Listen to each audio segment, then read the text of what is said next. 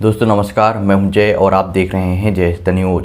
महाराष्ट्र में जब से उद्धव ठाकरे सरकार बनी है उसके बाद लगातार आप देख रहे होंगे कि बीजेपी की तरफ से लगातार सवाल उठाए जा रहे हैं उद्धव ठाकरे की सीएम बनने को लेकर, और साथ में ही लगातार ये भी बोला जा रहा है कि जल्द ही उद्धव ठाकरे की जगह पे शरद पवार की पार्टी से कोई मंत्री जो है मुख्यमंत्री पद को जो है संभालेगा। लेकिन अब इन्हीं सब चीज़ों के बीच में कल जो है दोपहर में दिलीप वालसे पाटिल जो कि गृह मंत्री हैं और साथ में ही उद्धव ठाकरे के बीच में एक मीटिंग हुई थी। और जैसे ही ये मीटिंग हुई वर्षा में, यानी कि उद्धव ठाकरे के घर पे वर्षा में ये मीटिंग हुई थी, और ये मीटिंग में दिलीप वालसे पाटिल और उद्धव ठाकरे ही दो के दो लोग ही शामिल थे, और ये मीटिंग लगभग 1 घंटे तक चली थी। लेकिन जैसे ही ये मीटिंग की बात पब्लिक के सामने आई, यानी कि न्यूज में पब्लिक के सामने आई, उसके जस्ट बाद भाजपा नेता और पूर्व मंत्री सुधीर मुनगंटीवार ने एक बहुत ही बड़ा स्टेटमेंट दिया, जहां पर उनके द्वारा बोला गया कि शरद पवार के नेतृत्व वाली राष्ट्रवादी कांग्रेस पार्टी मुख्यमंत्री पद पाने की इच्छुक है, इसीलिए ये मीटिंग जो है की जा रही है। उनके द्वारा बोला गया कि गृह मंत्री और मुख्यमंत्री के बीच में बैठक विभागों की संभावित आदान प्रदान के लिए हो रही है।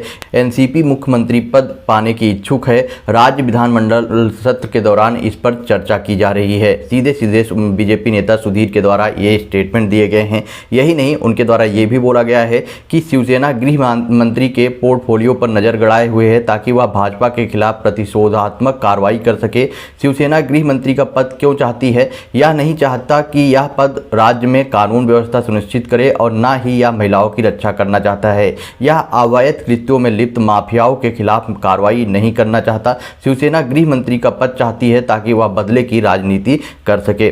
साथ में ही उन्होंने एनसीपी की तारीफ करते हुए ये भी बोला है कि एनसीपी के पास गर्व महसूस करने के लिए हर कारण है, क्योंकि उसके गृह मंत्री दिलीप वालसे पाटिल प्रतिशोध की राजनीति में शामिल नहीं हैं। शिवसेना के गृह मंत्री भले ही खुश ना हो, लेकिन जो दिलीप वालसे पाटिल हैं, जो उन्होंने कदम उठाए हैं, वो बहुत ही ज़्यादा अच्छा है, बहुत ही ज़्यादा सराहनीय है। एनसीपी नेता के द्वारा किए गए इस दावे पर एनसीपी नेता अमोल मितकरी ने एक बहुत ही बड़ा स्टेटमेंट दिया है। उन्होंने रिप्लाई दिया है, जहां पर उनके द्वारा बोला गया है कि एनसीपी और शिवसेना के बीच एक तरह का एक्सचेंज ऑफर चल रहा है। ये जो उनके द्वारा स्टेटमेंट दिया गया है ये बहुत ही मजाक भरा हुआ है। इससे सबसे अच्छा अप्रैल फूल का मजाक कहा जा सकता है, और इससे आगे कुछ भी नहीं।